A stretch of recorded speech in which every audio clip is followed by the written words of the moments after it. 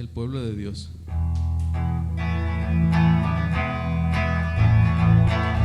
Somos el pueblo de Dios, somos un pueblo especial, llamados para anunciar las virtudes de aquel que nos llamó a su luz. Somos el pueblo de Dios, su sangre nos redimió y su espíritu dio para darnos poder y ser testigos de Él, y llevaremos su gloria a cada pueblo y nación, trayéndoles esperanzas y nuevas de salvación, y su amor nos impulsa, no nos podemos callar, anunciaremos al mundo de su amor y verdad. Somos el pueblo de Dios, somos un pueblo especial, llamados para anunciar las virtudes de aquel que nos llamó a su luz. Somos el pueblo de Dios, su sangre nos redimió y su espíritu dio para darnos poder y ser testigos de Él, y llevaremos su gloria a cada pueblo y nación, trayéndoles esperanza y nuevas de salvación, y su amor nos impulsa, no nos podemos callar, anunciaremos al mundo de su amor y verdad. Amén. ¿Cuál es la verdad de Dios? La Biblia, ¿verdad? Su palabra es la verdad. Así que, así con ese mismo espíritu, hermanos, dice este canto: eres tú, Señor, la única razón de mi adoración.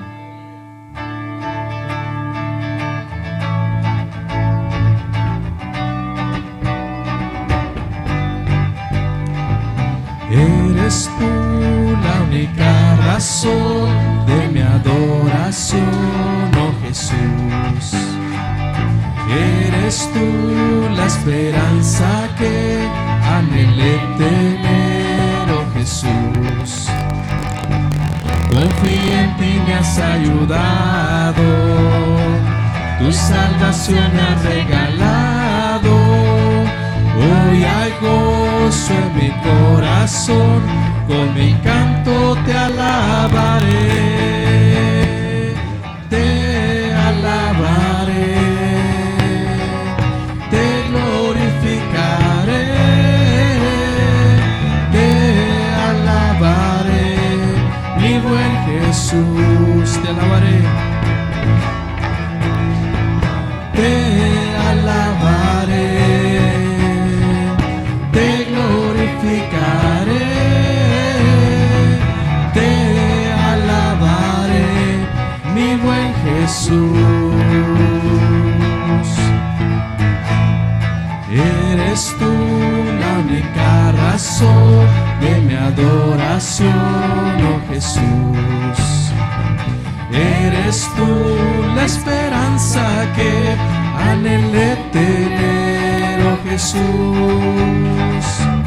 Confío en ti, me has ayudado, tu salvación me has regalado. Hoy hay gozo en mi corazón, con mi canto te alabaré.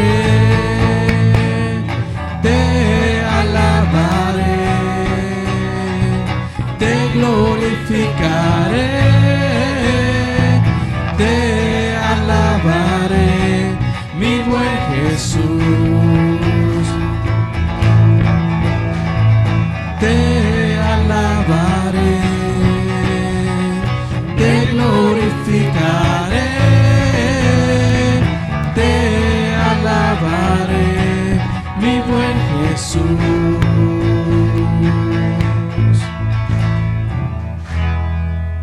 Así es, alabar a nuestro Dios con nuestras actitudes también, ¿verdad? Dios nos pide que seamos y tengamos un corazón conforme a Él. Y este canto dice: tal como soy, Señor. No tenemos nada que ofrecer, dice, más que una canción, más que nuestra obediencia, más que nuestra vida entera le pertenece a Cristo. Así que dice: tal como soy.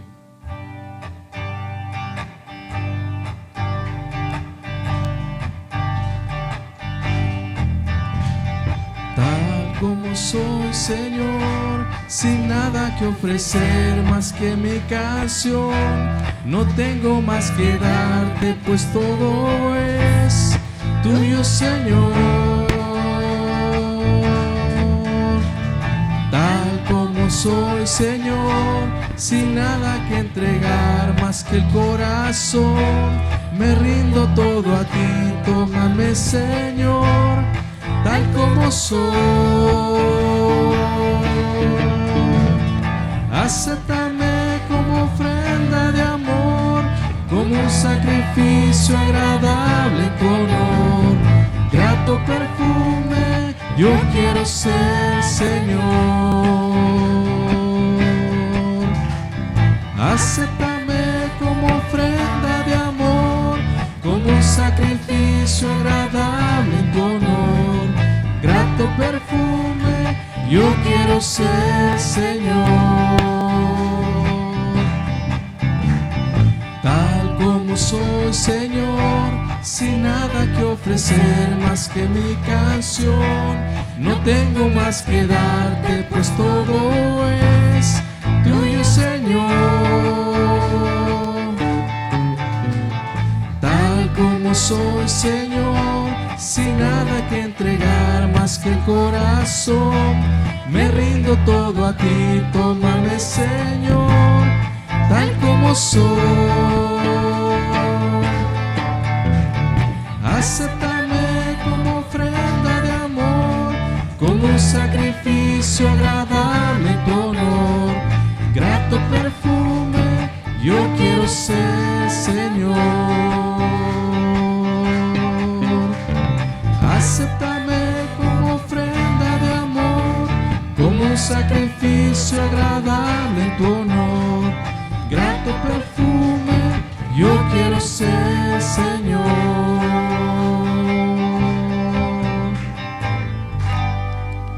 Amén.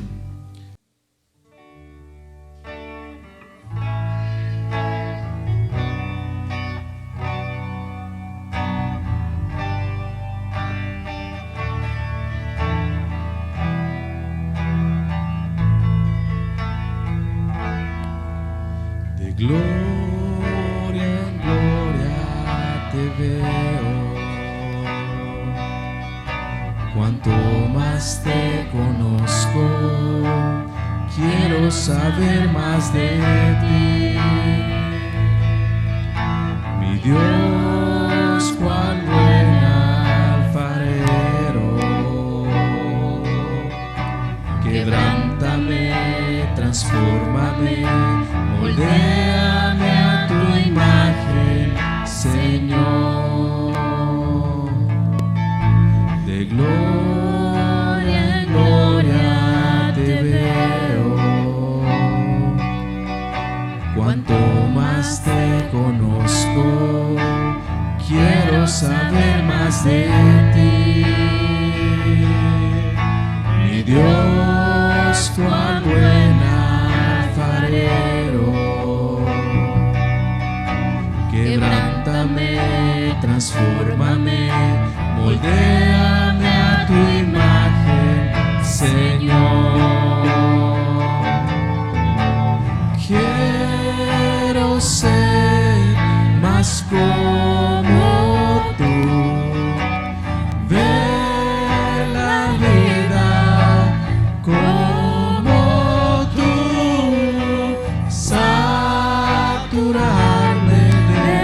espíritu y reflejar al mundo tu amor. De gloria en gloria te veo, cuanto más te conozco, quiero saber más de ti. Mi Dios, cuán buen alfarero, quebrántame, transfórmame, moldéame a tu imagen, Señor. Quiero ser más como tú, ver la vida como tú, saturarme de tu espíritu y reflejar al mundo tu amor. Quiero ser más como tú, ver la vida como tú, saturarme de tu espíritu y reflejar al mundo tu amor, y reflejar al mundo tu amor, y reflejar al mundo tu amor. ¿Qué tal si adoramos a nuestro Dios con esta última estrofa que dice: quiero ser más como tú, ver la vida como tú, saturarme de tu espíritu y reflejar al mundo tu amor. Bueno, gloria a Dios, hermanos, por estar aquí esta mañana. Dios es bueno y ha sido bueno y siempre seguirá siendo bueno. Amén. Hermanos, ¿saben ustedes que nosotros los cristianos no celebramos la muerte? No celebramos a los muertos. Como cristianos celebramos la vida. Y lo digo, hermanos, porque a finales de este mes se hace una fiesta en donde se celebra a las tinieblas. Nosotros, por estar en la franja fronteriza, somos influenciados por esa práctica que no es latina, ¿verdad? ¿Saben qué se celebra al fin de mes? No sé ni qué quiere decir eso, pero bueno. Pero como cristianos, hermanos, tenemos algo para celebrar. Hace más de 500 años, hombres temerosos de Dios, hombres piadosos, vieron, y ahorita les voy a leer un poquito de la historia, vieron la deformación que estaba llevando la iglesia y decidieron levantarse y provocar un movimiento que se conoce como el movimiento de la Reforma. Entonces, a principio del mes que entra, eso sí es latino, se celebra la muerte. Y yo estoy seguro, hermanos, de un evento, porque me tocó verlo por fuera. La iglesia satánica renta el estacionamiento más grande de un centro comercial en Guadalajara y meten ahí 25 mil personas para hacer la celebración más grande a los muertos. Obviamente, el culto de las tinieblas. Y nosotros los cristianos celebramos la luz, celebramos la vida. Por eso es que nosotros los cristianos hacemos tanto énfasis en lo que conocemos como Semana Santa al día de resurrección, porque es el día que proclamamos la victoria de Jesucristo sobre la muerte, sobre el mundo y sobre el pecado. No celebramos la muerte, celebramos la vida. Y también como iglesia evangélica, hermanos, celebramos el inicio de la reforma protestante que sucedió hace poquito más de 500 años. Y dado de que este mes tiene 5 semanas, vamos a estar compartiendo de lo que causó el inicio de la reforma protestante. Les leo un poquito de la historia, hermanos. Lo que comenzó como una simple protesta de parte de Martín Lutero en contra de una serie de prácticas religiosas de parte de la Iglesia de Roma, culminó siendo un movimiento transformador de la Iglesia y de toda la sociedad. Este movimiento, denominado como la Reforma, se expandió por los siguientes 200 años, cruzando el océano y llegando a Norteamérica.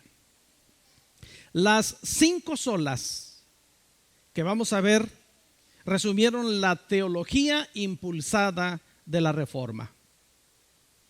Lutero clavó sus 95 tesis en la puerta de la catedral de Wittenberg el 31 de octubre de 1517.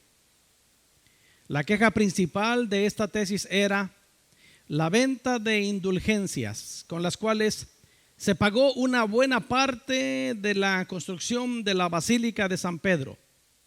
Sin embargo, esto inició todo un movimiento que culminó revisando no solo la venta de las indulgencias, sino también toda la teología de la Iglesia romana, toda la iglesia que la Iglesia romana practicaba y enseñaba. ¿Sí comprenden lo que es la venta de indulgencias? ¿Sí saben lo que es la venta de indulgencias? ¿No saben qué es la venta de indulgencias? Sí. ¿No me van a contestar, no importa lo que les pregunte? ¿Sí o no? No. La venta de indulgencias, hermanos, resulta que un líder católico quería construir lo que conocemos ahora como la Plaza de San Pedro. ¿Y de dónde sacamos dinero? Vamos a venderle el perdón a los cristianos, así les llamaban. Entonces la gente se formaba y ¿cuántos pecados tienes? Tanto, paga tanto y estás perdonado. Y hasta la fecha es la venta de indulgencias, pero todo esto costó dinero aparte de sacrificios. Es tan poderoso eso actualmente, hermanos, que yo tenía una prima que se casó y su esposo era de extracto de líderes católicos, formado 100% por católicos. La mamá de esta prima mía, mi tía, esa señora rechazaba el evangelio, pero no solamente lo rechazaba, sino era contraria al evangelio. Esa es la señora que el Señor usó para que mi esposa y yo viniéramos a vivir a Guadalajara y estuvimos en su casa más de 3 meses, viviendo un infierno en su casa, literalmente. En algún momento les platicaremos esa historia. Pero mi tía falleció de la forma más cruel que ustedes se pueden imaginar. Y conservamos mucha amistad, especialmente con esta prima. Ella era una doctora, su esposo era un médico muy prominente allí en la ciudad, tenían muchísimo dinero. Y como tenían tanto dinero y tanta influencia del clero, ellos en su vida y en su familia, arreglaron un viaje a Roma. Tuvieron una audiencia con el Papa cuando todavía estaba Juan Pablo II y compraron su indulgencia. Ella en su consultorio tenía ahí su certificado de que ella y su familia estaba perdonada para toda la vida y tenía ganada la entrada al cielo. ¿Cuánto le costó? Aparte del viaje que tuvo que hacer a Roma, era lo que menos le importaba. Lo que algo le sobraba a mi prima era dinero. Desgraciadamente, mi prima debe ser como de mi edad más o menos. Debió haber sido como de mi edad, su esposo también. Médicos, sabían cuidarse, eran muy estrictos en su forma de ser, en sus disciplinas personales. Su esposo era anestesiólogo o anestesista, ¿cómo se dice? Anestesiólogo. Bueno, anestesiaba a la gente cuando le iban a operar. Y repentinamente el hombre, siendo más o menos como de 50 años, se murió. Mi prima quedó viuda.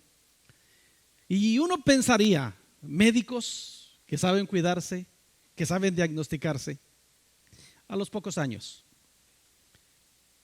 mi prima se murió. ¿Para qué le sirvió su indulgencia? ¿De acuerdo a la luz de la palabra? Para nada. Pero esa es la razón que levantó a Martín Lutero para protestar en contra del daño que se le estaba haciendo al pueblo cristiano en ese tiempo.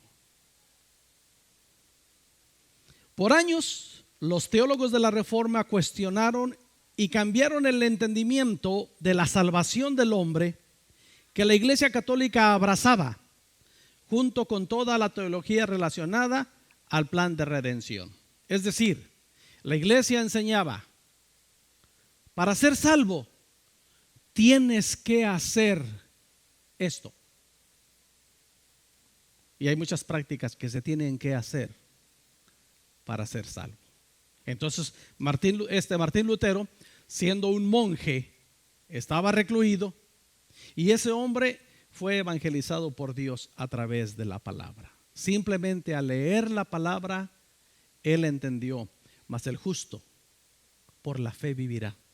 Entonces eso lo hizo levantarse contra todo lo que se venía enseñando con relación a la salvación del hombre. Con el paso del tiempo se hizo necesario resumir todo ese nuevo entendimiento teológico, con tal de que otros pudieran visualizarlo de una manera sencilla, pero no simplista. Esto dio origen a estas 5 famosas frases. Lamento mucho que ustedes no me van a entender, pero voy a hablar en latín. ¿Ok? Sola Escritura. Me faltó el acento, pero va más o menos así. Sola fide. Sola gratia. Solus Christus. Soli Deo Gloria. ¿Me entendieron? Hablan latín. Estoy sorprendido. Así es como viene la definición. Las 5 solas que resumieron toda la teología que estaba tan revuelta y tan contaminada, lo escribieron y lo plasmaron para decir: solo la Escritura, solo fe, solo gracia, solo Cristo y solo a Dios la gloria. Estas frases representan el corazón de la teología reformada y resumen verdades no negociables del Evangelio y de la palabra. Escúchenme, hermanos. La fortaleza de una iglesia depende de las verdades que la sustentan, y de ahí que toda iglesia bíblica necesite no solo abrazar estos principios, sino también proclamarlos. ¿Me comprendieron? ¿Lo repito? Voy a volver a hacer las 2 preguntas. ¿Me comprendieron? ¿Lo repito? ¿Sí qué? Lo repito. Estas frases representan el corazón de la teología reformada y resume verdades no negociables, escuchen, del Evangelio y de la palabra. Fíjense bien. La fortaleza de una iglesia depende de las verdades que la sustentan, y de ahí que toda iglesia bíblica necesite no solo abrazar estos principios, sino también proclamarlos. Solo la palabra, solo por la fe, solo la gracia, solo Cristo y solo a Dios sea la gloria. Necesitamos creerlos, tenerlos bien claro como fundamento y proclamarlos. ¿Por qué? Bueno, sigo leyendo dentro de este mismo párrafo. y también proclamarlos de una manera que garantice que estos sean pasados a la próxima generación. Hermanos, es tal la contaminación que trajo a la iglesia, que levantó a Martín Lutero y a otros más para buscar esta reforma, que con el tiempo, hermanos, en este lapso de medio siglo, especialmente a fines del siglo XIX y muy fuertemente a principios del siglo XX, o casi todo el siglo XX y muy fuerte ahora en el siglo XXI, hermanos, la doctrina de la palabra de Dios se ha venido distorsionando de una forma increíble, tanto en lenguaje como en práctica. Tanto que en muchos púlpitos se predica, hablando por ejemplo de la salvación: si no diezmas, no eres salvo. Pregunto, iglesia, ¿se pierde la salvación si ustedes no diezman?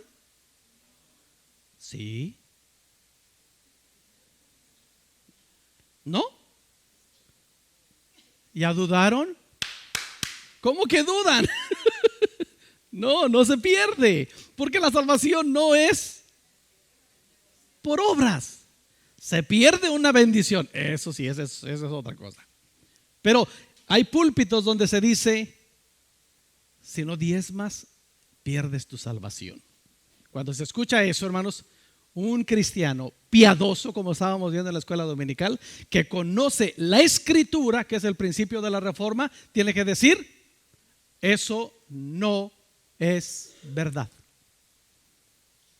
Entre muchas otras prácticas, hermanos. Miren, me voy a meter en un problemita ahorita. Si no puedo salir, me dejan ahí adentro, pero no me cuestionen, porque si no, no voy a salir. ¿Ok?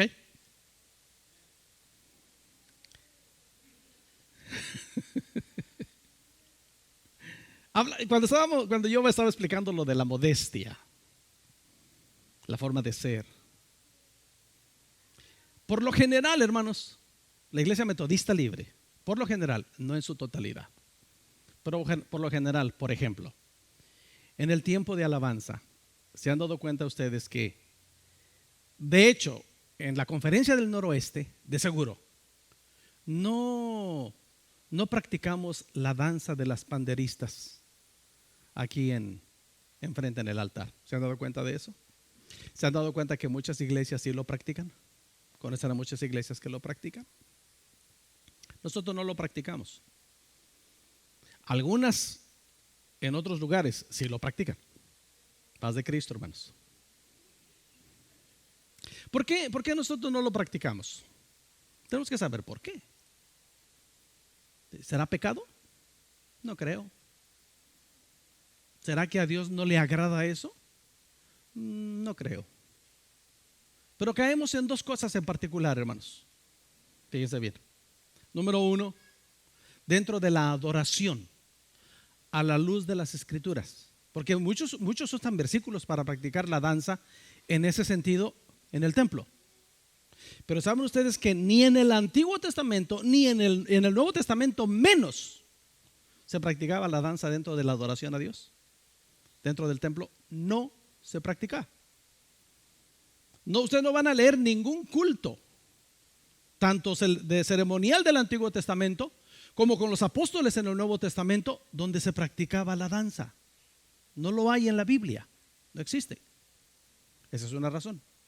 Y la otra razón, porque yo decía, el hombre es visual. Y hay algunas hermanitas que practican la danza enfrente y atraen mucho la mirada de los hombres. Porque pues Dios las ha bendecido. Entonces,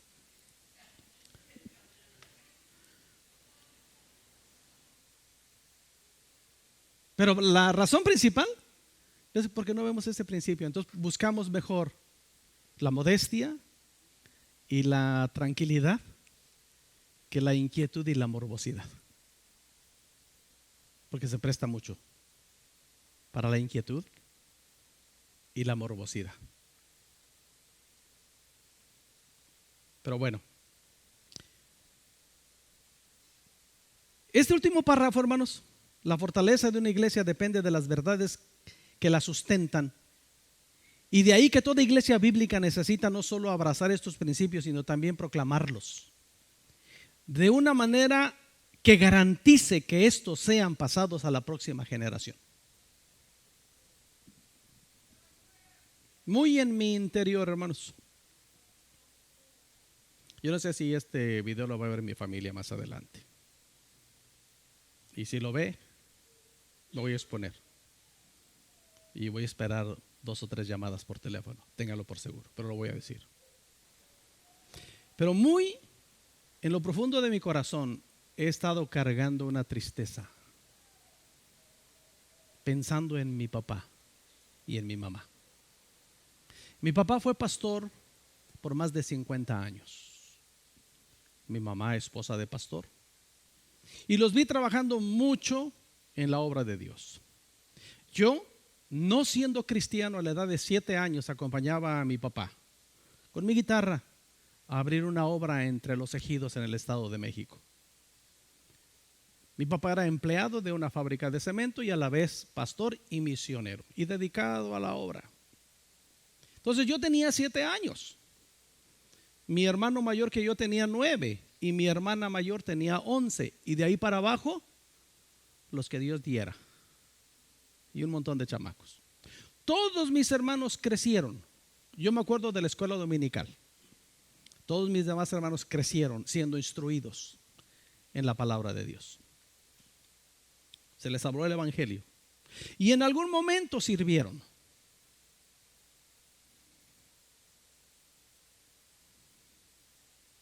Murió mi papá hace 5 años, yo estando aquí en Tecate ya.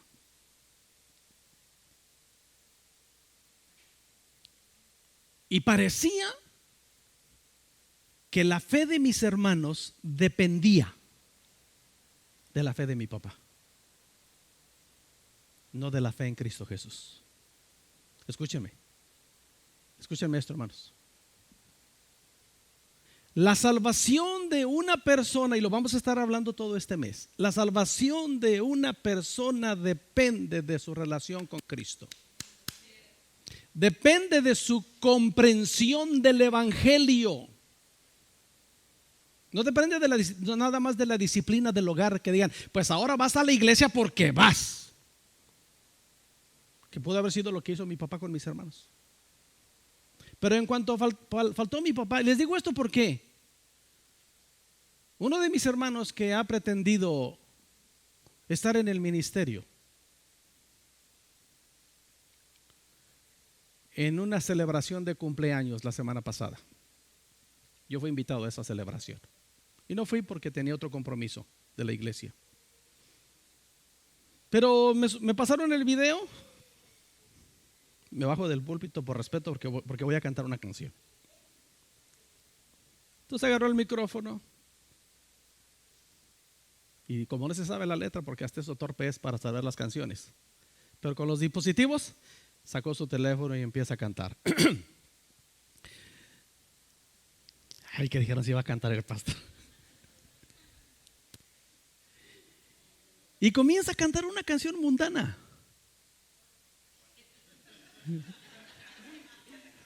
Me están provocando y la voy a cantar, ¿eh?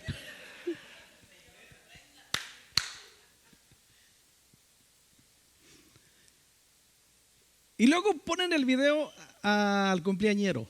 Estaba cumpliendo 60 años, mi hermano. Entonces de repente veo que le hace así. Entonces llega su esposa. Mi cuñada era una muchacha temerosa de Dios mientras vivía sus padres. Ese es el punto.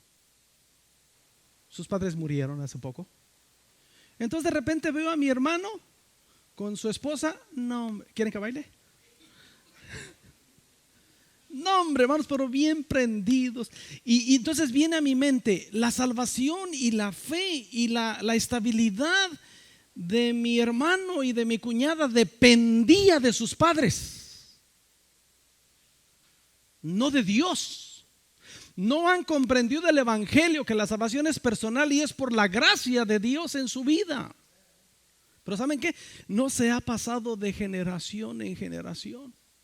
Ahora nuestros adolescentes o de tiempo, están incluidos ahí mis hermanos de más de 60 años ya. Ya tienen la prerrogativa de que cuando yo tenga la edad, yo decido. ¿Y qué de toda tu infancia que decías, yo soy cristiano, yo sigo a Cristo? ¿O qué de esos cristianos, hermanos, que depende quién es el pastor para estar en la iglesia? Si no está este pastor en la iglesia, yo también me voy. Dependen de que esté X pastor, o el pastor a su medida, o el pastor a su gusto. ¿O dependemos verdaderamente de la obra de Cristo? Pero ¿saben qué? Esta reforma, estos valores no se han pasado de generación en generación. Tal parece que en este tiempo, en el siglo XXI, necesitamos que se levante alguien y reviente con otra nueva reforma de la iglesia cristiana, porque está tan corrompido el mensaje en los púlpitos, hermanos, que ahora se venden los milagros. Da una buena ofrenda, haz un buen depósito, haz una llamada y te garantizamos tu milagro. Así es el evangelio por televisión. Si tú llamas y te comprometes, pactas con Dios y te garantizamos tu milagro. Ven y vas a recibir al Espíritu Santo. Ven y vas a recibir el don de lenguas. Ven y vas a recibir tu poder. Todo comercializado por una ofrenda. Y hermanos, y ahorita ya no hay nada oculto, todo es público. Y usted puede checar en cualquier plataforma y se va a encontrar que los mercenarios del evangelio, mientras la gente de su iglesia apenas tienen para comer, ellos están compitiendo a ver quién tiene la cuenta más hinchada, más inflada. Y están peleando a ver quién llega a más millones de dólares. Mientras la iglesia, la que pastorean, apenas les alcanza para pagar la renta y para comer. Como que hace falta que se levante alguien más con una revolución para hacer otra reforma en el evangelio. Pero ¿saben qué? Es porque no, hermanos, no hay la garantía de que estos principios de Dios sean pasados a la siguiente generación. Papás, asegúrense, os lo ruego en el nombre del Señor, que sus hijos comprendan el evangelio y no estén en la iglesia solo porque ustedes los traen, no porque vienen a la fuerza.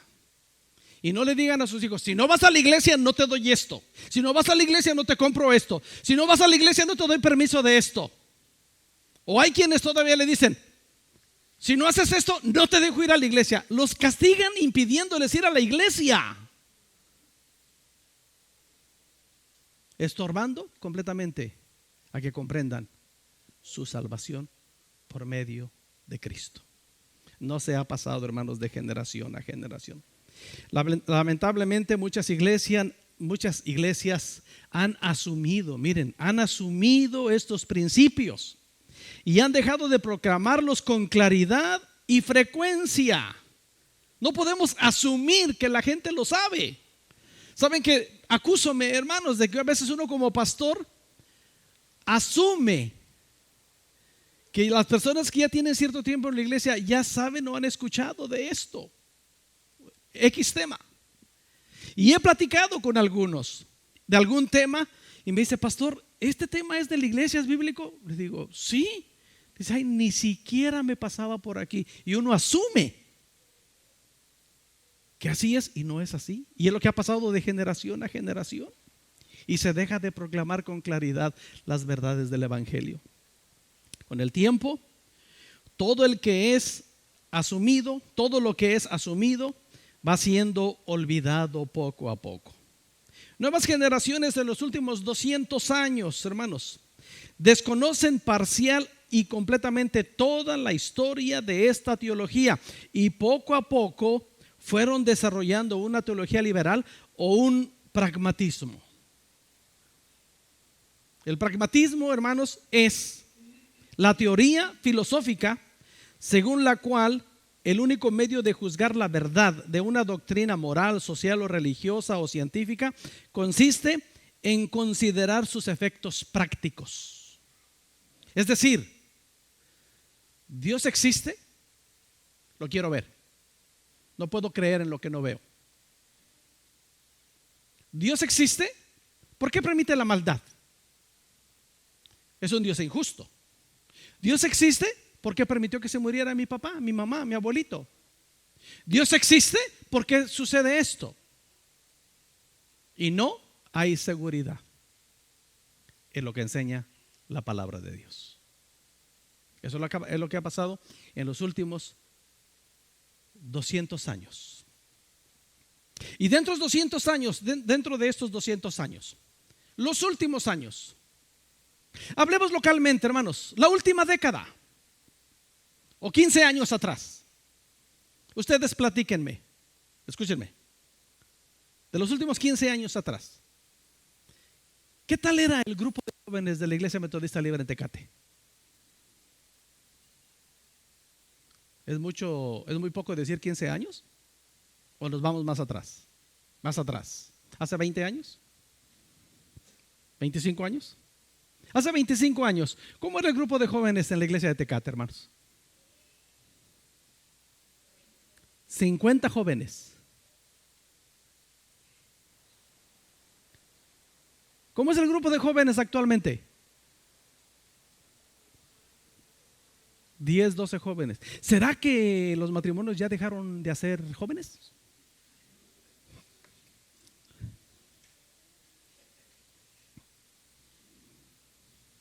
¿Sí me comprenden, hermanos? La razón de la reforma. Algunos podrían preguntarse de que hablar de este tema en esta ocasión. Algunos podrían preguntarse, ¿por qué hablar de este tema en esta ocasión? Y creo que es una buena pregunta. No sé cuántos se han percatado de que hay un resurgimiento de las doctrinas de la gracia en nuestros días. Por tanto, hablar de estos temas contribuye a fortalecer y a promover este nuevo mover en Latinoamérica. Ciertamente la iglesia primitiva no usó esta terminología para hablar de sus creencias, pero cada una de estas frases está arraigada en la revelación del Nuevo Testamento que daba continuidad al pacto anterior. A lo largo de la historia de la iglesia, la iglesia ha elaborado credos, declaraciones de fe y frases como las que aquí definimos. No como una forma de atraer nueva revelación, sino buscando maneras de afirmar lo ya conocido para evitar que las verdades fundamentales de nuestra fe sean olvidadas en el tiempo o tratando de llamar a la iglesia de sus raíces. Oramos para que el mismo Dios que levantó a Martín Lutero o a un Juan Calvino vuelva a hacer lo mismo en nuestros días y que la transformación de la iglesia y de la sociedad vista en Europa y Estados Unidos en los años del 1500 al 1700 puedan ser vistos en nuestra nación. No nos asustemos, hermanos, cuando vemos aquí Martín Lutero y Juan Calvino, porque ustedes saben que como doctrina decimos es que nosotros no somos calvinistas, nosotros no somos luteranos, etcétera, etcétera. Pues ni Martín Lutero ni Calvino establecieron las normas de doctrina que se practican en este tiempo en muchas iglesias. Así es que no nos asustemos de estos hombres que se levantaron para decir el cristianismo va distorsionado. Alguien dijo en la clase dominical, tenemos que volver a las sendas antiguas. Y tenemos que entender que no necesitamos más para comprender el evangelio, solo las escrituras. Y vamos a ver esta mañana, eso es parte de la historia, hermanos, de la reforma de la cual estaremos hablando todo el mes. Y vamos a comprender ahorita ya de una manera, es muy rápido lo que vamos a comprender ahorita, porque gracias a Dios en nuestra iglesia hacemos mucho énfasis en eso y vamos a seguir haciendo énfasis en esto. Solo la escritura. La palabra de Dios es la máxima autoridad. ¿Lo comprendemos, hermanos? En materia de fe, de práctica y conducta. ¿Me comprendieron? Hace rato el hermano yo estaba hablando de un tema difícil de hablar en este tiempo, hermanos, desde cualquier púlpito. Pero si comprendemos que la Escritura es la máxima autoridad, incluyendo la conducta. De aquí, hermanos, que cada cristiano debe ser bien maduro, bien firme en lo que cree con relación a las Escrituras cuando es atacado por sus familiares y amigos y conocidos. Porque muchas veces, hermanos, somos atacados y el ataque es este. Es que tu iglesia no te deja hacer esto. Es que tu pastor te prohíbe hacer esto. No sé si les ha pasado, pero es una situación que enfrentan muchas personas. Y muchas veces no sabemos cómo responder a eso. ¿Por qué? Porque no tenemos firme en nuestra mente y en nuestras convicciones que la palabra de Dios es la máxima autoridad en materia de fe, de práctica y conducta. Entonces, cuando alguien dice, es que tu iglesia no te deja, es que tu iglesia te prohíbe, es que tu pastor no te deja, etcétera, debemos tener el valor y la convicción de decir, y con conocimiento, es que la Biblia dice. Y no es lo que me digan. No, nadie está imponiéndome a que viva un estilo de vida según el pensamiento de X persona. La Biblia dice, y tenemos que decir lo que la Biblia dice. Amén. Por ejemplo, las hermanas de la iglesia de Tecate, yo estoy seguro que mujeres que profesan piedad saben que la Biblia dice, la mujer se debe sujetar a su marido porque la Biblia dice. Y las hermanas dicen, aleluya. Aleluya.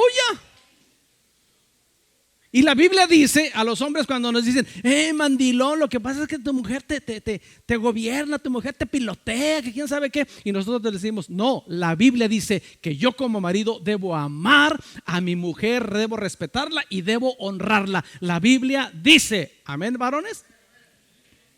Ay, nada más yo.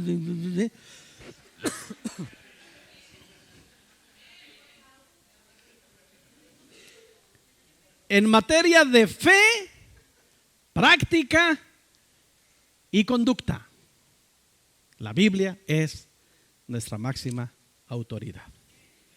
Por tanto, nada que contradiga la revelación de Dios puede regular la vida del creyente, incluyendo, hermanos, todas las ideologías que se están aprobando en este tiempo. Hay hermanos cristianos que tienen miedo de las reformas que se están haciendo y van a decir, y están diciendo, pastor, ¿qué vamos a hacer? En la escuela están enseñándole esto a nuestros hijos. Sí, pero la escuela no tiene la autoridad sobre mis hijos.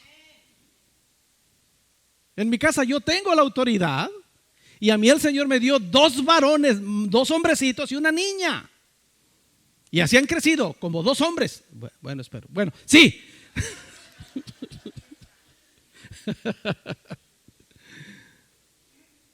Y resulta que ahora ya tienen miedo de decir, ¿y qué vamos a decir, pastor, cuando el niño diga, ya dime compañere, hermanere, niñere, o no sé, pero algo así como eso? No, hermanos, tenemos una autoridad sobre la palabra.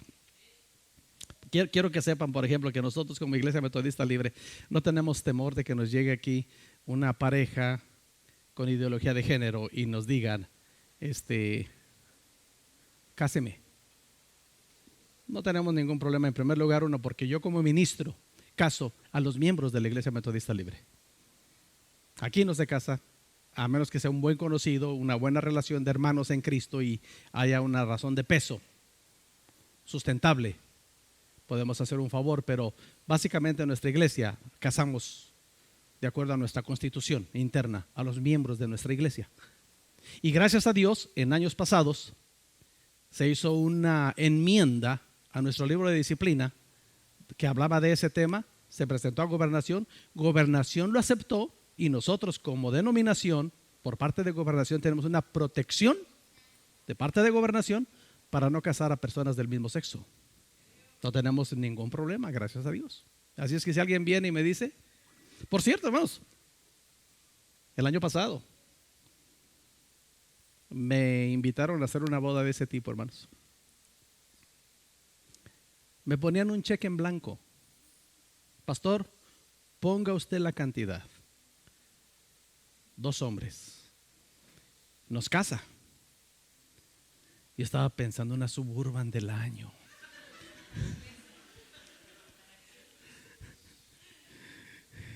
Total, pues nada más les echo la bendición. Y voy a tener que decirle a Moy que edite mucho este video.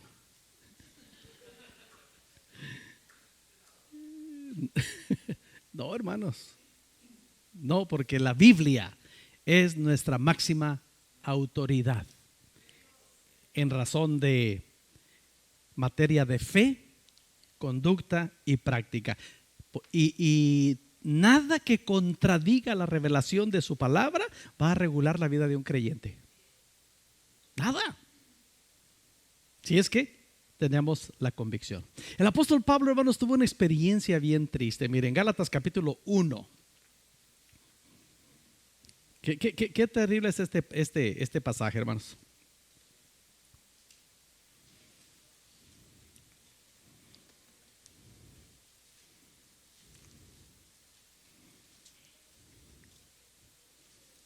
Gálatas capítulo 1.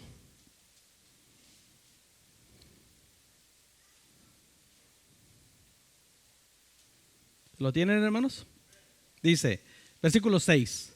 Estoy maravillado de que tan pronto os hayáis alejado del que os llamó por la gracia de Cristo para seguir un evangelio diferente, dice el apóstol Pablo a los Gálatas.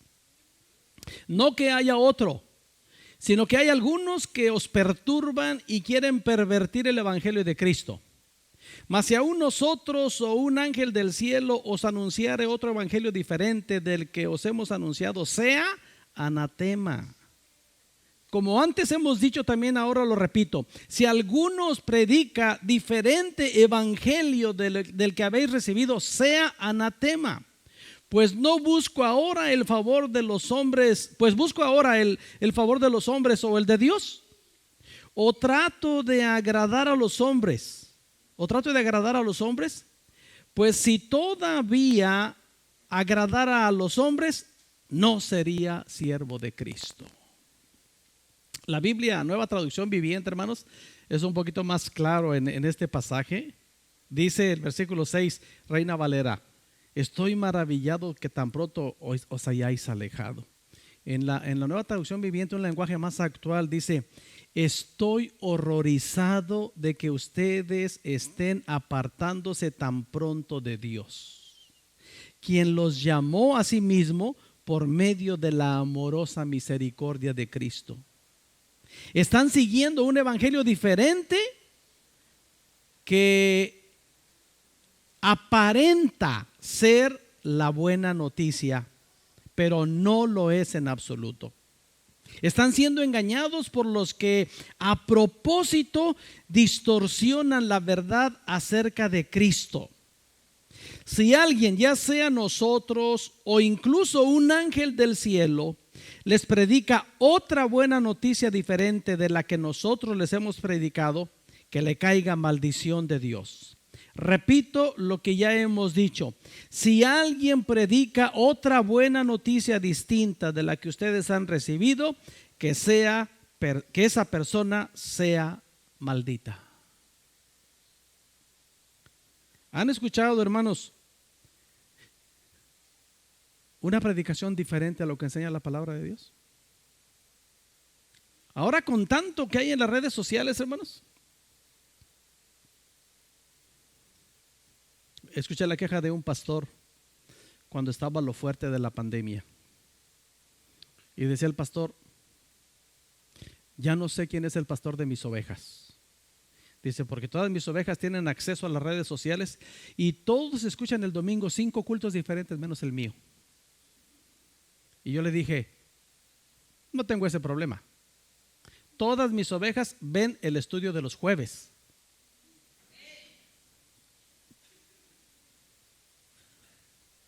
Dije todas.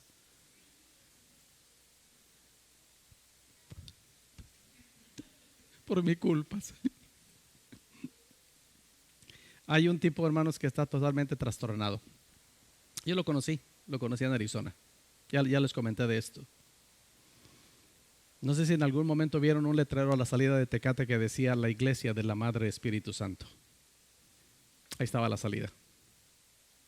Y ese tipo predica que si Jesucristo tuvo un padre, tuvo que tener una madre.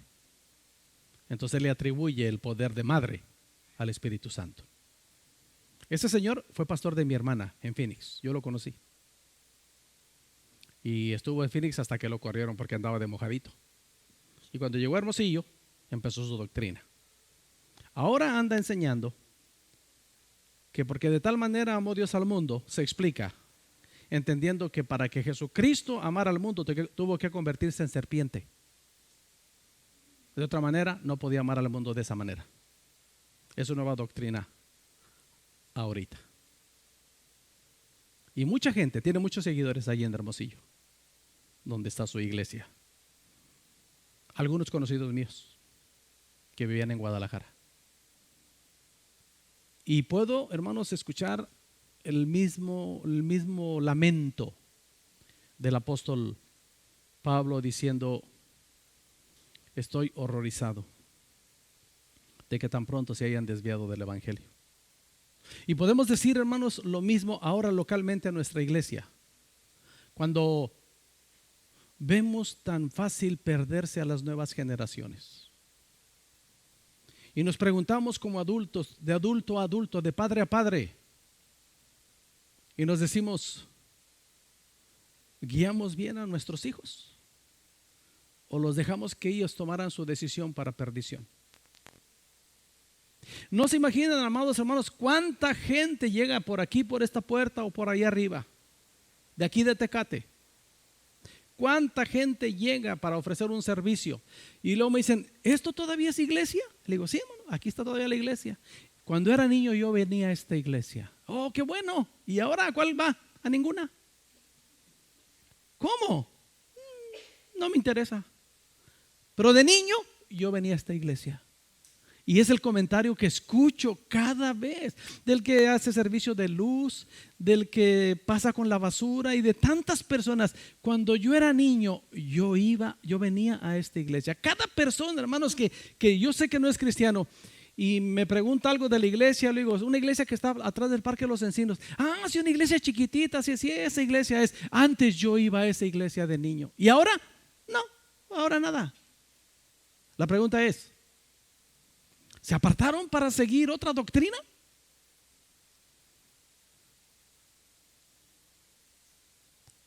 Amados,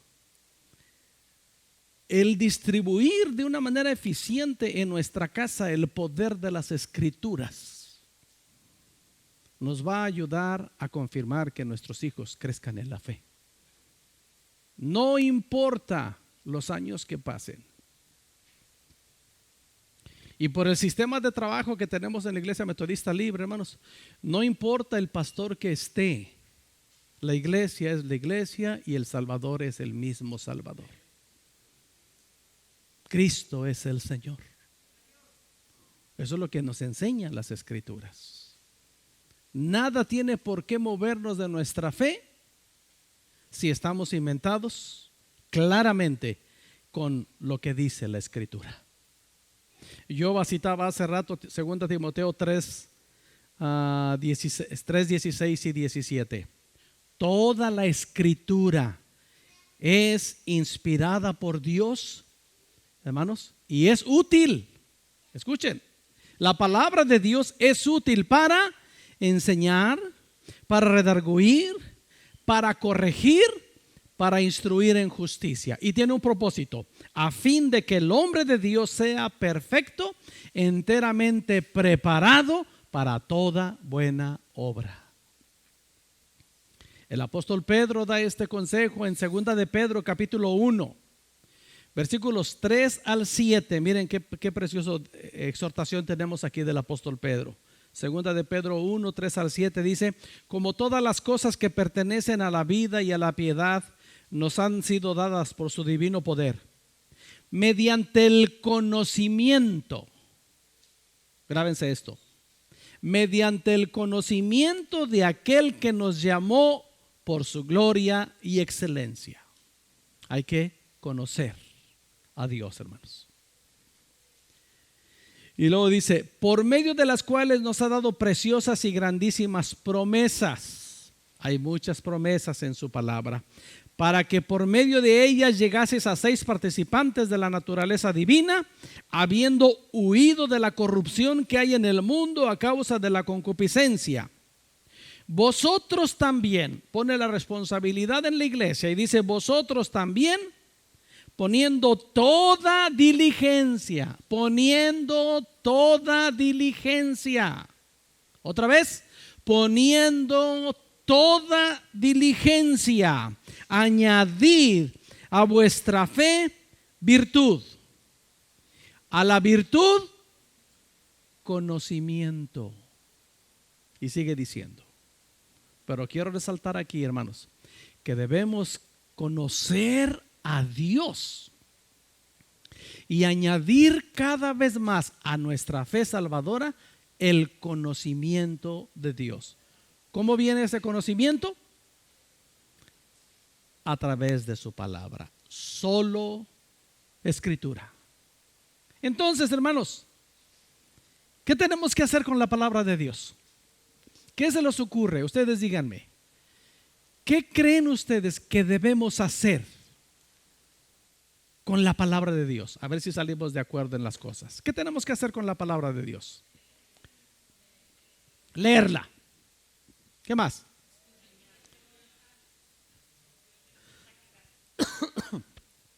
Escudriñarla o estudiarla. Tenemos que estudiarla, practicarla. Alguien dijo por ahí, o obedecerla, memorizarla. Ayer platicaba con un pastor, hermanos, y este pastor tiene un pastor en común, amigo, y le intercambia a su nieto. Me gustó mucho eso. Le intercambia a su nieto peticiones por versículos. Viene el nieto y le dice: abuelo, ¿me compras esto? Sí. Y le escribe un versículo. Apréndete este versículo. Dice: pastor, el niño tiene 11 años y se sabe capítulos enteros de la Biblia. Y me hizo pensar, ¿hace cuánto? Yo pensaba ayer, hermanos. ¿Hace cuánto fue la última vez que memoricé un versículo? Les hago la misma pregunta. ¿Cuándo fue la última vez que memorizaron un versículo? Bueno, leerla, estudiarla, memorizarla, ¿qué más? Practicarla o vivirla, oírla. Tenemos que oír la palabra de Dios. La fe es por el oír y el oír por la palabra de Dios. ¿Y qué más? Compartirla. Solo escritura, pero es nuestra responsabilidad estas prácticas: leerla, estudiarla, meditarla, memorizarla, escucharla, obedecerla o vivirla, y también compartirla. ¿Qué es lo que más les cuesta de estas prácticas con relación a la Biblia, hermanos? Vivirla. ¿Qué es lo que más les cuesta? A mí, por ejemplo, meditar. Me cuesta trabajo. Porque saben que meditar es quedarse sin hacer nada, retroalimentarse, rumiar lo que uno lee. Y cuando usted es hiperactivo y dice: voy a quedarme aquí sentado nomás meditando. No, uno quiere hacer algo. Pero es tan sano, hermanos, meditar la palabra de Dios. Hay una retroalimentación increíble.